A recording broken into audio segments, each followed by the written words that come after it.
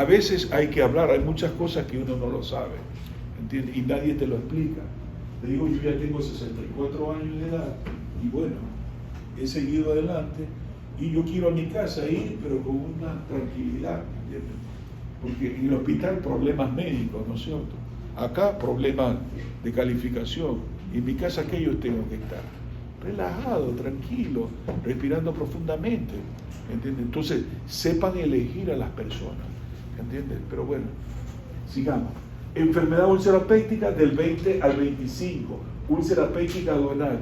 Acuérdate, mira, es muy importante, acuérdate que puedes tener una gastritis, una úlcera gástrica, ardor, como que me quema, me arde. Cuando como, me calma el dolor, ¿entiendes? ¿Pero qué? Cuando tomo antiinflamatorio no esteroide, me molesta, me arde, me quema.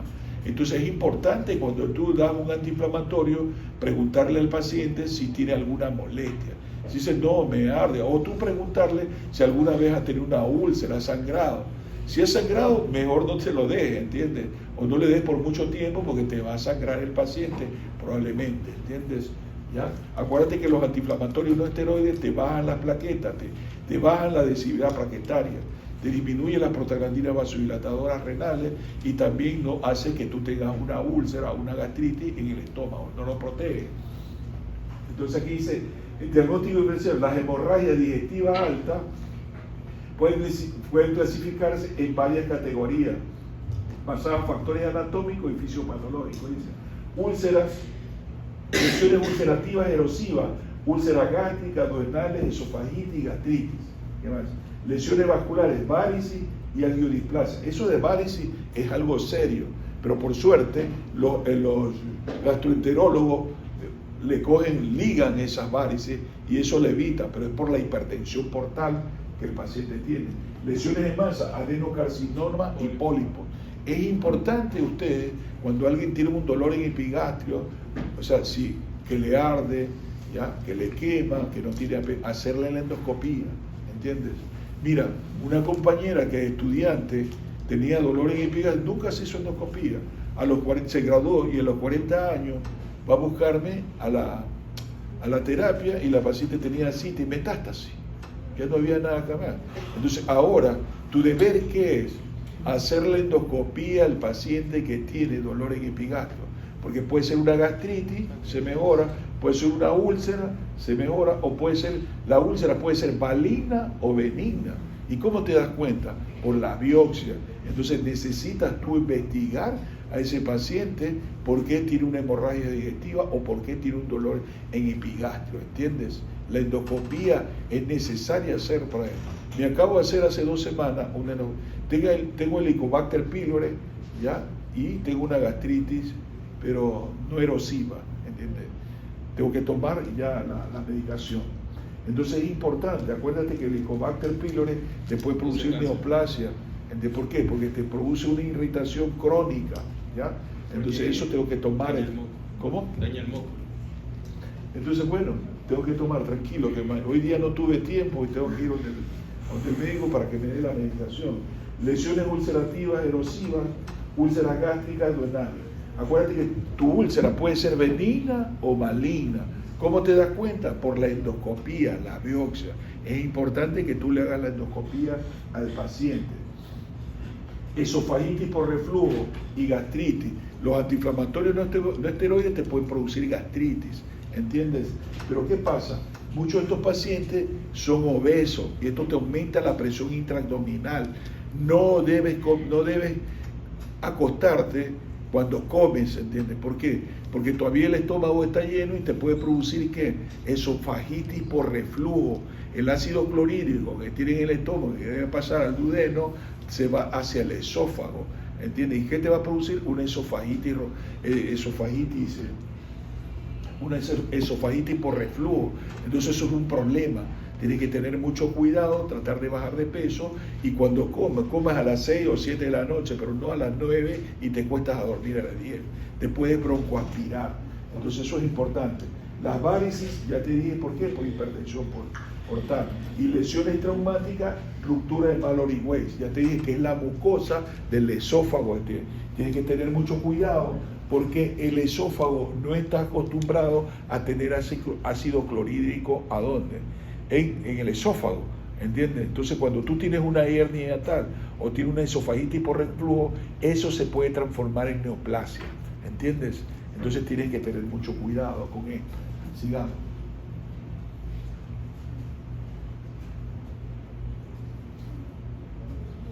Causas más comunes: úlcera gástrica, duodenitis, te dice, inflamación, ¿ya? Varices esofágica, ¿ya? Las varices, ¿por qué se producen? Por la cirrosis hepática, ¿entiendes? Esofagitis severa, erosiva, ¿por qué? ¿Por qué te produce la esofagitis severa o erosiva? Por esofagitis por reflujo, ¿entiendes? ¿Ya? Gastritis, duodenitis severa o erosiva, ¿por qué? Por los antiinflamatorios no esteroides. Nosotros, desde el punto de vista teórico, acuérdate que el estómago, ¿qué te produce? Ácido clorhídrico, ¿entiendes? Y lo neutralizamos cuando comemos nosotros. Cuando no comemos, no neutralizamos el ácido clorhídrico y comenzamos a tener molestias. Peor si tomas antiinflamatorios no esteroides, termina lesionando la mucosa. Hay que cuidarse. Gastropatía, hipertensión portal, angiodisplasia, también conocida como ataxia vascular, lesiones de más, pólipos, cáncer. Esto, cuando te hablan de pólipo, es importante tú lo tenerlo presente, porque una poliposis intestinal en un joven, mira lo que hay cuando hay poliposis intestinal, ¿entiendes? Que el paciente nació con esas pólipos, esperan 18 años para sacarte todo el colon, porque los pólipos se malignizan. A mí me han sacado 2 pólipos benignos, ¿entiendes? Entonces tienes que tener mucho cuidado.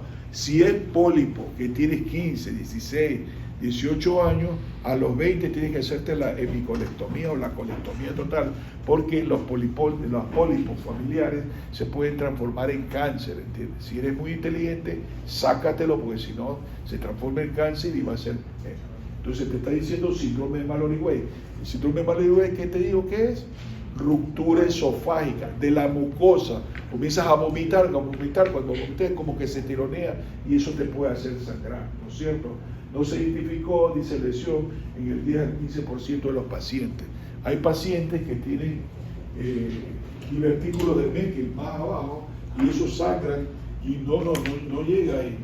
Entonces, estasia gastrogástrica, hemofilia. ¿Qué es la hemofilia? Yo hablé de la hemofilia. Acuérdate que tienes que estar atento de esos pacientes que yo te dije que el colédoco tiene una piedra, le hacen una icterectomía, le sacan la piedra y luego va a tener ictericia y hematemesis. A eso se llama hemofilia, el sangrado que te viene de las vías biliares. Entonces, ¿qué tú tienes que, cuando te hagan una CEPRE es la colangiopancreatografía retrógrada endoscópica, en el que te meten la endoscopia acá, te sacan la piedra ya de la ampolla de Vater y eso te puede dar hemofilia, no todo. Pero tú tienes que estar atento, porque yo te dije cuando hablé de pancreatitis, que cuando el paciente tiene una colangitis y le sacan la piedra, el 5% de la CEPRE, de la colangiopancreatografía, te puede dar ¿qué? Pancreatitis. Y si el paciente, todo dolor en epigastro, amilasa y lipasa, por favor, no te olvides. Siempre pregúntale de qué color está haciendo la heces del paciente. Si es negro como brea, piensa que tiene una hemorragia digestiva. Mírala si está pálido o no, ¿entiendes? Si es negro como brea, es una hemorragia digestiva alta. ¿Entiendes? Si es sangre roja, rutilante, de hemorroides, enfermedad diverticular, ¿entiendes? Que te puede producir eso, o un tumor que te puede sangrar al paciente, ¿no es cierto? Entonces, eso es muy importante, y lo que dice sangrado iatrogénico después de la intervención endoscópica, que te lesionó el esófago por endoscopía, ¿no es cierto? Entonces, ya. Enfermedad ulcerapéptica, que es muy importante. Mira acá, dice, síntomas acompañantes, y le está hablando, dice, causas específicas. Los síntomas acompañantes de la gravedad de la enfermedad y el tipo de sangrado pueden proporcionar pistas sobre el diagnóstico. Enfermedad ulcerapéptica. Úlceras gastroduodenales son una causa muy común en sangrado. 4 principales factores de riesgo que son: la infección por Helicobacter pylori, ese que tengo que tratar. medicamentos antiinflamatorios no esteroides, no tomo. Estrés fisiológico que ustedes me producen. Exceso de ácido gástrico, exceso, ajá. Esto tengo que tener cuidado, o sea, esto no me gusta tomar a mí. Generalmente te tomo poco medicamento, no me gusta. Y cuando tengo dolor no lo tomo, antiinflamatorio, ¿no es cierto? Entonces mira que es importante esto, que el Helicobacter pylori hay que tratarlo con amoxicilal, con claritromicina o metronidazol. Me gusta el metronidazol, ya te dije, porque cuando tomas antibiótico puedes tener ¿qué? Colitis pseudomembranosa, ¿ya? ¿Entiendes? Si tomas metronidazol, tienes que tomar Etron. Etron tiene una cápsula amarilla y no, lo horrible del metronidazol es el sabor metálico que te pone, ¿entiendes? Pero cuando tomas Etron, que Etron es una cápsula amarilla, no te pone ese sabor amargo, ¿entiendes? Esa cápsula se rompe en el estómago y ahí comienza a absorber el metronidazol, ¿entiendes? Mira la esofagitis, ¿ya? Usted tiene que tener atento, lo voy a apagar un momento, ¿sí? No se ponga romántico.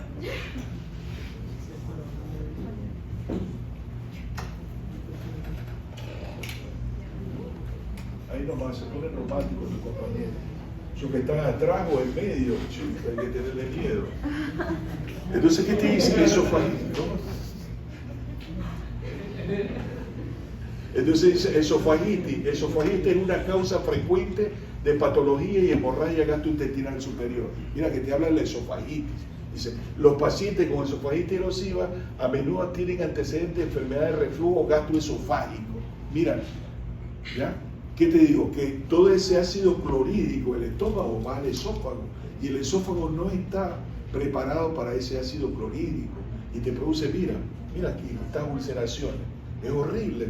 Entonces, un dolor retroesternal, como que te quema, te arde. ¿Qué estás teniendo este paciente? Una esofagitis por reflujo. Ya entiendes por qué no debes engordarte, porque te aumenta la presión y cuando comas no vayas directamente a acostarte. ¿Por qué?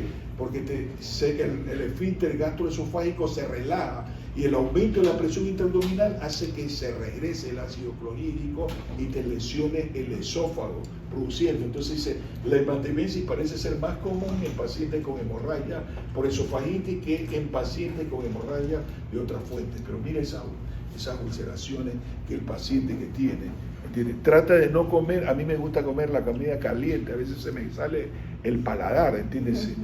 Pero no es correcto, porque eso me puede producir metaplasia y termino con una neoplasia, ¿entiendes? ¿Ya? A mí no me gusta la comida fría, en pocas palabras, me gusta tibia.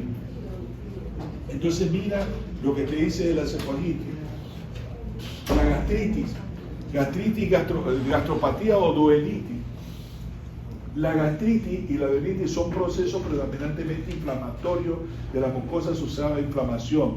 Dice, la multitud de trastornos de exposiciones se asocian con gastritis y duodenitis.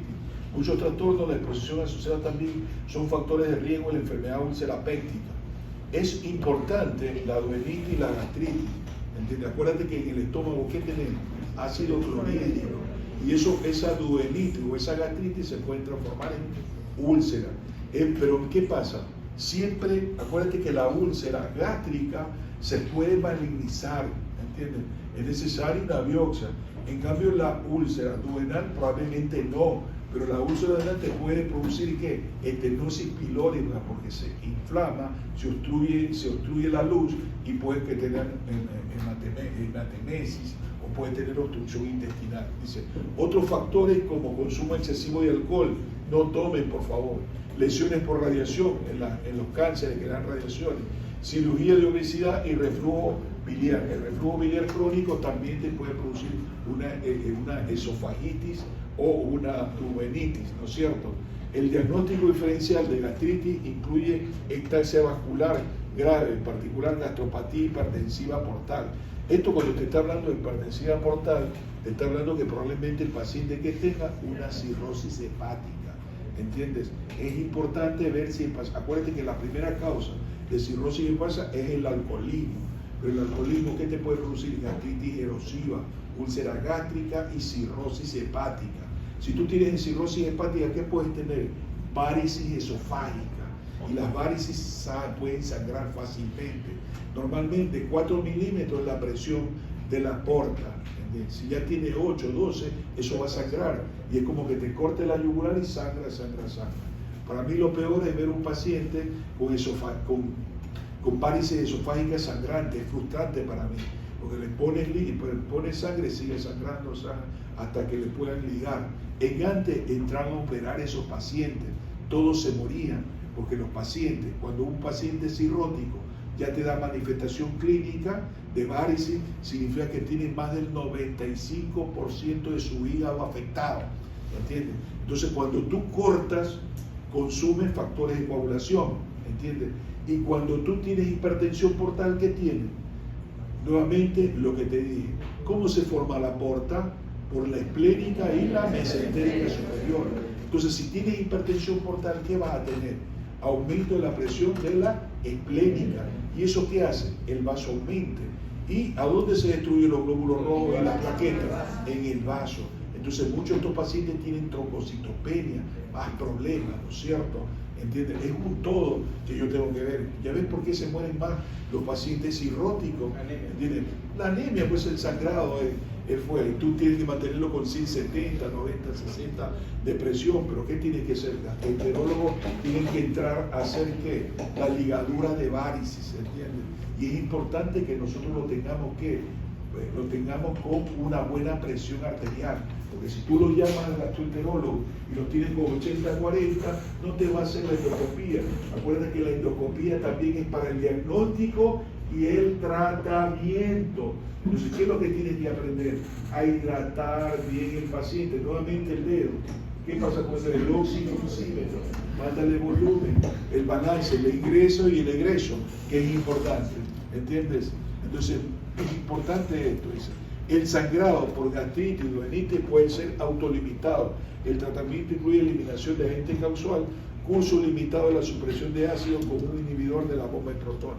De que hay bombas de protones, prácticamente yo no veo tanta hemorragia, ¿entiendes? Me vienen sí las varices esofágicas.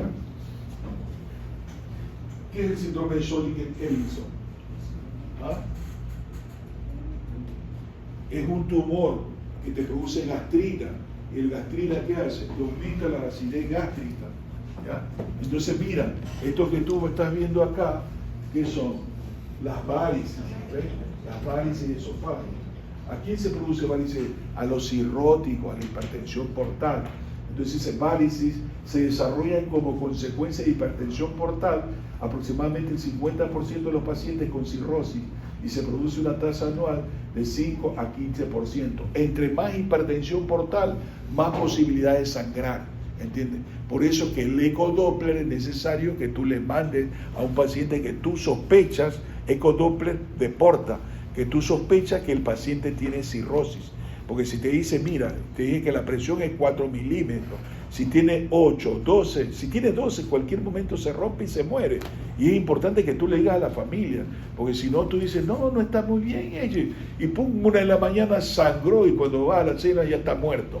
¿Entiendes? No le dijiste, es importante uno dice. La hemorragia varicial, dice, activa, representa aproximadamente 1/3 de todas las muertes relacionadas con la cirrosis. Mira, el sangrado. Acuérdate que si tú tienes pacientes cirrosis, sangra, ¿entiendes? Se absorbe el amonio, porque es proteína, ¿no es cierto? ¿Y qué pasa? El paciente entra en coma hepático, ¿entiendes? El estreñimiento predispone al coma hepático y el sangrado es peor. Mira qué pasó, que yo me morí de la risa, pero es la ignorancia, ¿ya? Entonces, no es que me morí de la risa, sino a verlo molesto al doctor Barrera. El doctor Barrera ya se murió hace unos 20 años, era profesor de medicina interna, y bueno, sacó del coma a un paciente con varices esofágicas, ¿ya?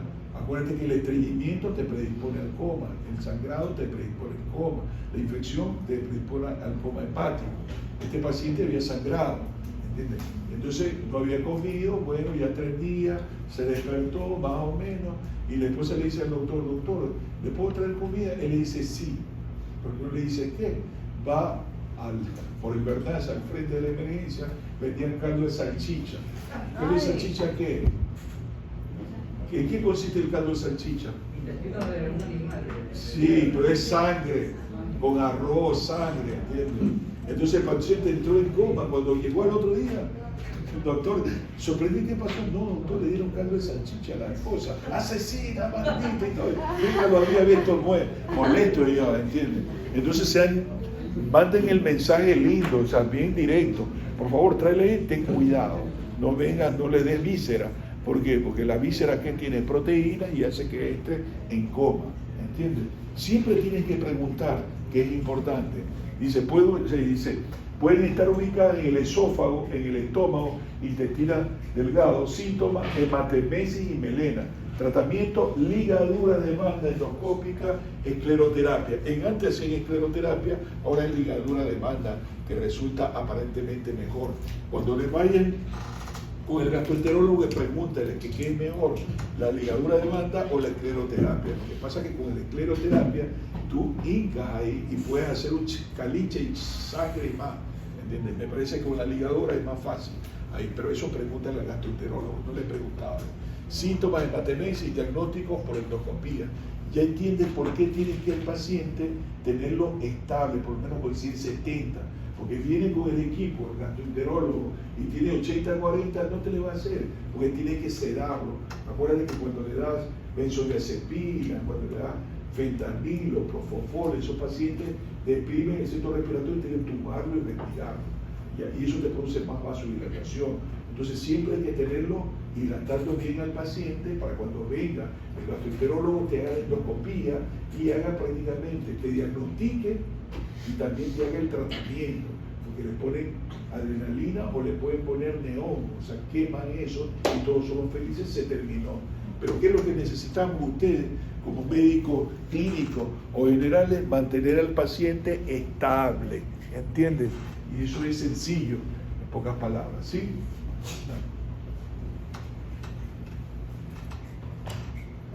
Gastropatía portal hipertensiva. Acuérdate que cuando te dicen hipertensión portal, te está hablando de cirrosis hepática que te produce hipertensión portal. Dice, es la causa más infrecuente de hemorragia significativa de este paciente, ¿ya? Y la mucosa es friable, con sangrado probablemente ocurre cuando se rompen los vasos ectásicos. Entonces, a veces uno lo sobrehidrata al paciente y eso ingurgita más las varices y te puede producir mayor sangrado. Aquí, ¿qué observa? Ya tú ves y no ves nada, como dice, ¿entiendes? Mira, ya, esto, sangrado, ¿no? Sangrado, como una esofagitis, ¿ya? Aquí en el estómago, ¿cierto? ¿Ya?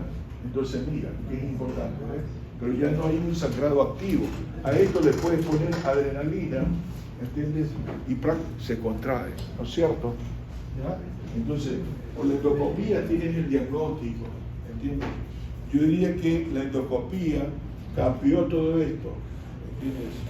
Acá te está hablando de angioplastia, le dice angioplasia. ¿Qué significa? Malformaciones venosas, mira, que te pueden sangrar, ¿entiendes? ¿Y eso cómo lo ves? Por la endoscopía. Eso es muy importante. Una vez tuve un paciente, ya, el paciente sangraba y se chocaba, sangraba y se chocaba. Cuando ya tienes más de 4 unidades de sangre que el paciente le has pasado y el paciente sigue hipotenso, ¿qué tienes que entrar a operar? A parar el sangrado, pues, ¿no? ¿Ya? Pero a veces entraban los cirujanos y no le encontré el sangrado. Tremendo.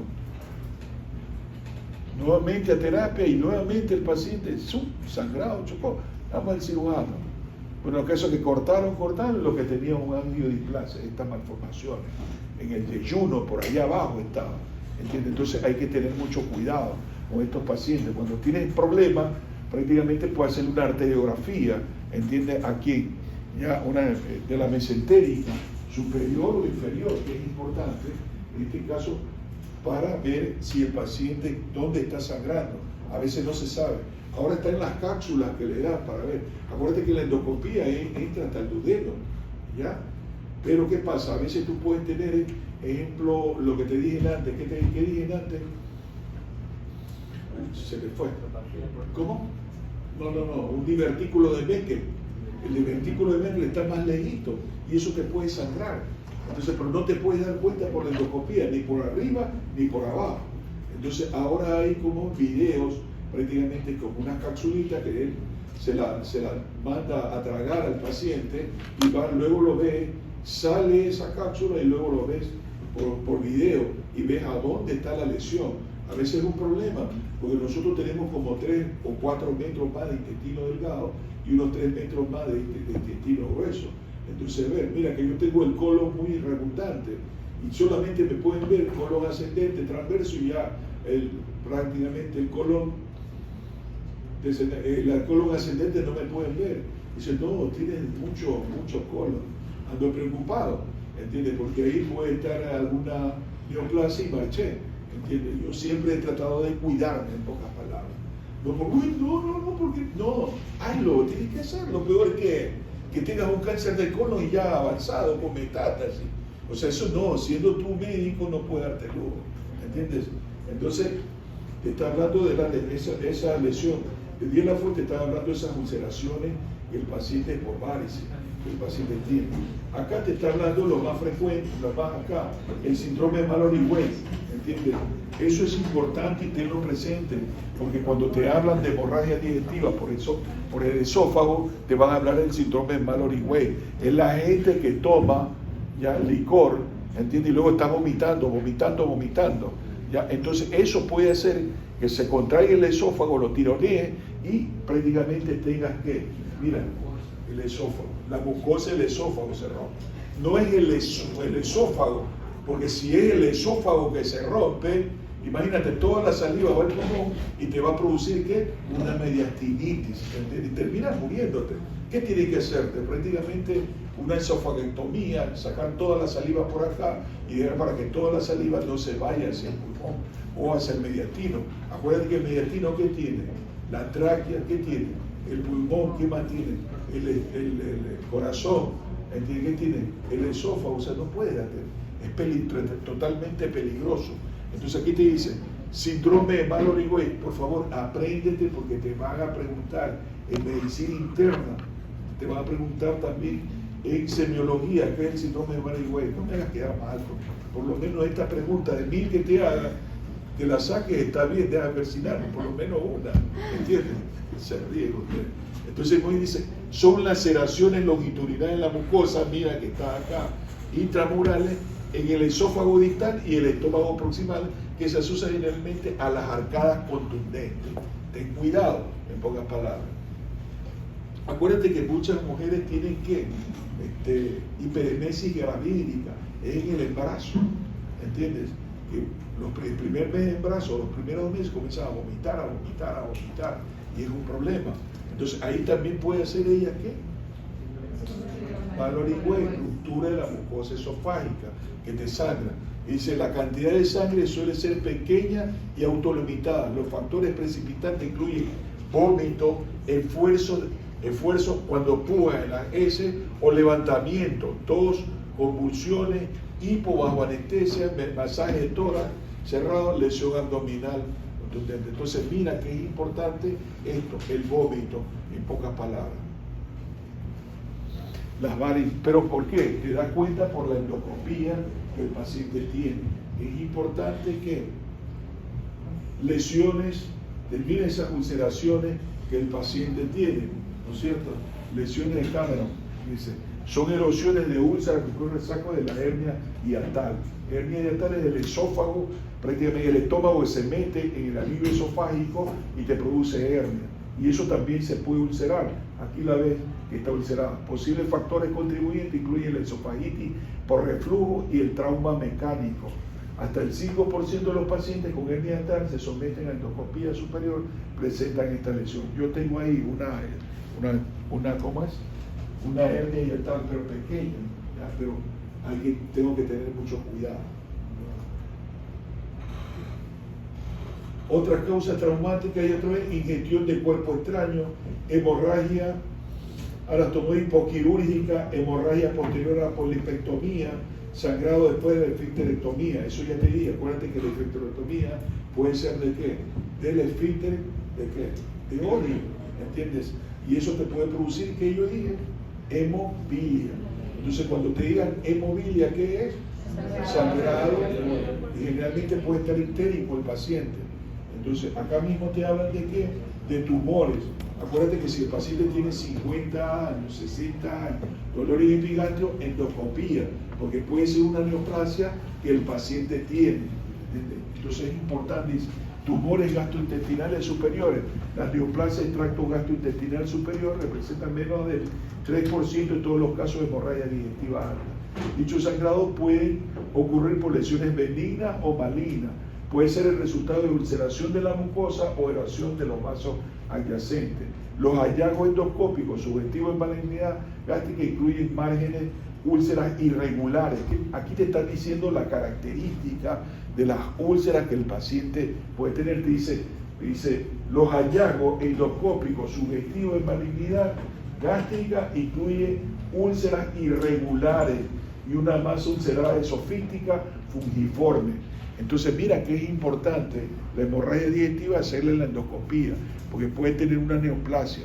Mira, los cánceres de estómago son de fácil diagnosticar, es cuestión de que tú sospeches y le hagas endoscopía, no hacerle la endoscopía. Yo siempre le digo a los pacientes, mira, una úlcera puede ser benigna o maligna, ¿entiendes? Si es benigna no va a pasar nada, si es maligna vas a tener problemas. ¿Y cómo te das cuenta que es benigna o maligna? ¿Cómo te das cuenta? La biopsia, ¿entiendes? ¿Y cuándo le vas a hacer biopsia? Por eso es que todo endoscopista, o usted va a ser gastroenterólogo, ¿qué vas a hacer? Una biopsia, ¿entiendes? Pero ahí mismo te dicen, no, si es una úlcera irregular, una masa ulcerada esofíctica, probablemente sea una neoplasia. Entonces es importante la endoscopía en estos pacientes.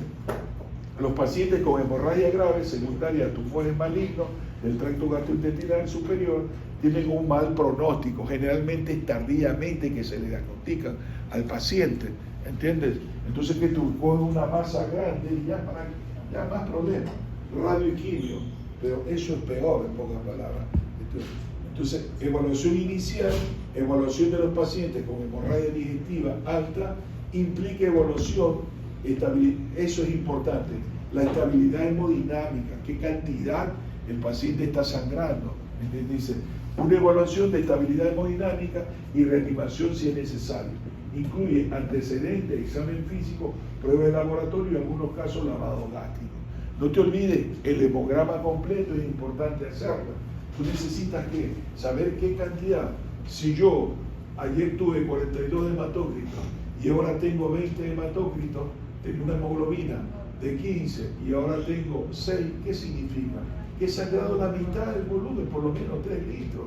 Debo estar taquicárdico, pálido y todo. Tiene que responder ese volumen que es importante. ¿Por qué? Porque va a venir la endoscopía y si le encuentra con 80-40, el gastro no te lo va a hacer. Y tú necesitas, ¿para qué? Para el diagnóstico y el tratamiento, porque ellos pueden tener neómitos, lo queman o adrenalina y para el sangrado. Entonces ya viste por qué es importante tenerlo al paciente hemodinámicamente estable, ¿ya? Para que el paciente pueda hacer tranquilamente, hacerle la endoscopía y hacerle el diagnóstico y el tratamiento. ¿Entiendes que es importante? ¿Sí? Factores que predicen una hemorragia proveniente de fuente gastrointestinal superior, la historia de melena. Siempre tienes que preguntarle, señor, ¿ha hecho deposiciones negras como brea? Sí, hemorragia digestiva. Hay muchos pacientes que tienen una semana haciendo deposición negra, no se dan cuenta, pero ya te vienen con ¿qué? Con mareo, hipotensión, palidez. Entonces, pero ellos no han tenido hematemesis, lo que han tenido es melena, deposiciones negras como brea, ¿entiendes? Entonces siempre nosotros, los médicos, ustedes, estudiantes, preguntarle al paciente de qué color hizo la deposición. A eso, de entrada tú tienes, señor, hizo deposiciones negras como brea. Dios, sí, bueno, está pálido el paciente, está taquicárdico, ¿ya? ¿Qué probablemente hizo? Una hemorragia digestiva. Entonces, por eso te dice, historia de melena, heces melánicas en el examen, relación nitrógeno griego creatinina más de 3. Acuérdate, cuando yo tengo una hemorragia, ¿qué pasa? El nitrógeno ureico se aumenta, dice, coágulos de sangre en las heces, ¿entiendes? Taquicardia. Acuérdate que el gasto cardíaco, ¿por qué está? Por la frecuencia y el volumen. Si estoy perdiendo líquido, ¿qué pasa? Aumenta más la frecuencia, taquicardia, ¿entiendes? Nivel de hemoglobina menos de 8. Entonces, mira qué es importante ver. Entonces, ¿qué le vas a hacer a este paciente? ¿Pedirle qué? El hematócrito, la hemoglobina, ¿qué más le vas a pedir? Las plaquetas, ¿qué más le vas a pedir? Tiempo de protomina, tiempo parcial de tromboplastina. Ya te dije, porque si tú le pones más de 4 unidades de glóbulos rojos y no esté estable, sigue hipotenso, ¿qué significa? Que probablemente sea quirúrgico, ¿entiendes? Pero es importante que la endoscopía para ver cuál es la causa que lo está llevando al paciente. ¿Es varices? ¿Entiendes? ¿Es una úlcera duodenal o gástrica que está en el paciente? ¿Una gastritis erosiva? Entonces todo esto yo tengo que estar atento. ¿Entiendes? Que es muy importante y reponerle los líquidos para que el paciente no me haga ¿qué? Insuficiencia cardíaca, insuficiencia renal. Entonces eso es importante, reponer el volumen para cuando venga el gastroenterólogo tener manifestaciones hemorrágicas, hematemesis, ya sea sangre roja o emesis de color café molido, ¿no es cierto? Sugiere hemorragia proximal al ligamento de Trein, es una hemorragia digestiva alta. Dice, la presencia de emesis francamente sanguinolenta sugiere hemorragia de moderada a grave y puede ser un curso que de meses café molido sugiere hemorragia más limitada. Cuando dice hematoquesia, sangre roja o marrón en las heces, generalmente se debe a una hemorragia digestiva baja, hematoquesia.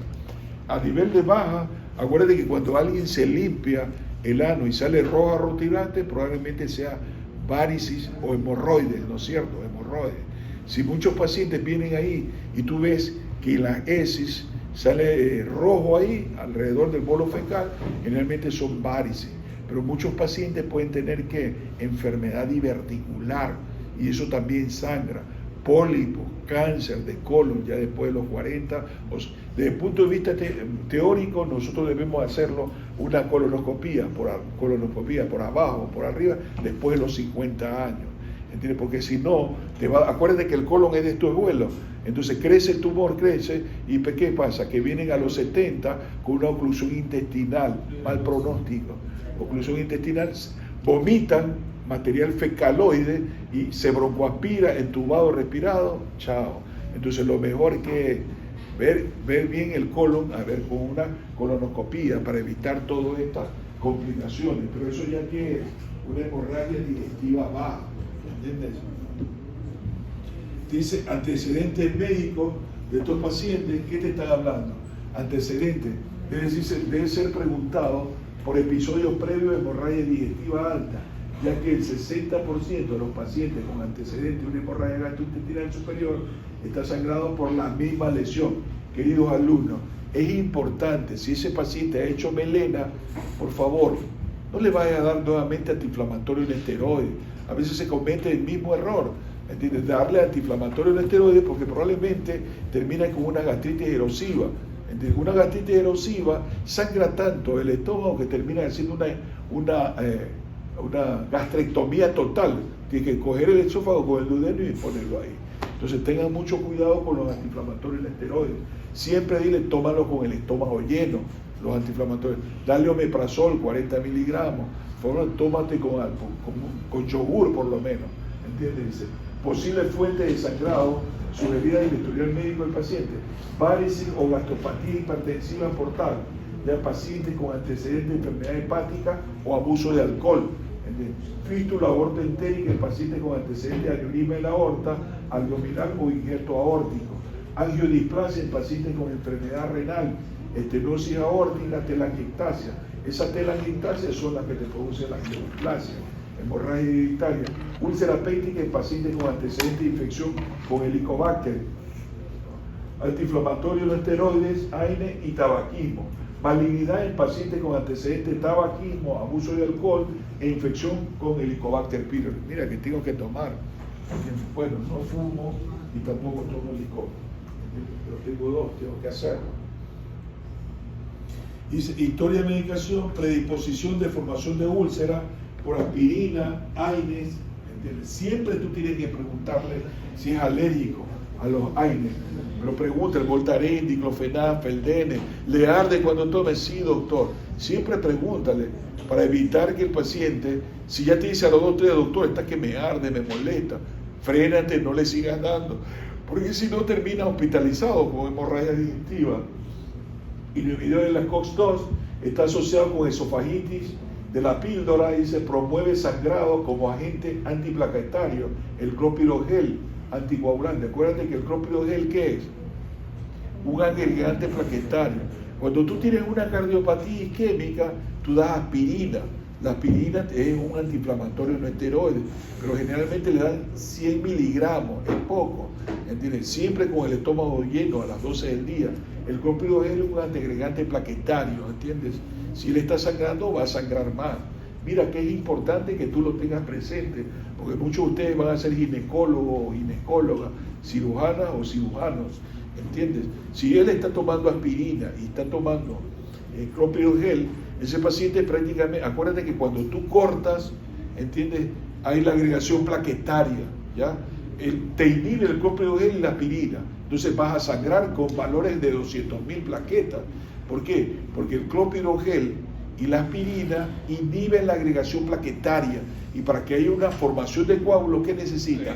La agregación plaquetaria, porque está el fibrinógeno, el factor de von Willebrand y los glóbulos rojos que están ahí empaquetados, pues el clopidogrel y la aspirina no te da. Y aquí te dice anticoagulante. Mira, es importante también pregunta, ¿qué está tomando usted? ¿Toma warfarina? Ocúltalo a ver si tiene un soplo y está tomando, le cambié una válvula y el paciente está tomando un anticoagulante y está sangrando. Y se puede alterar la presentación clínica, el bismuto y el hierro. O sea, es importante, y convertir heces negras.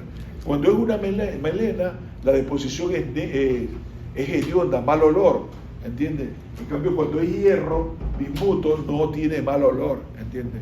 Tú entras, es como que alguien tenga una melena acá, tú entras y el olor se queda impregnado, inclusive hasta en los mandiles, ¿entiendes? Entonces eso es muy importante que lo tengas presente, ¿ya? Y le preguntes tú al paciente. Acá te está dando úlcera, ¿ya? Acá es importante esto, porque ya viene a ser a manera de semiología, evaluación de los hemorragia grave, mareos ortostáticos, confusión, angina, palpitaciones intensas, extremidades frías. ¿Qué te está hablando? De un shock hipovolémico. Siempre tú tienes con un sangrado, se puede que el paciente tener un shock hipovolémico, hemorrágico, por supuesto, tienes que tratar eso. O sea, esa hemorragia te puede matar al paciente y también te puede producir ¿qué? Necrosis tubular aguda. Es importante que tú, mira, tú evalúes el sangrado del paciente, ¿entiendes? Eso es muy importante, ¿ya? Mira, hubo una vez, siempre cuento las equivocaciones que he visto o que yo he tenido, ¿entiendes? A mí no me interesa que usted me tenga como un mal médico, a mí me interesa que no se repita, ¿entiendes? Porque los médicos tomamos conciencia cuando tenemos pacientes y nos equivocamos, y ahí no te olvidas nunca. Entonces yo te transmito toda esta chismografía, ¿entiendes? Todos estos casos, es para que estés atento, ¿entiendes?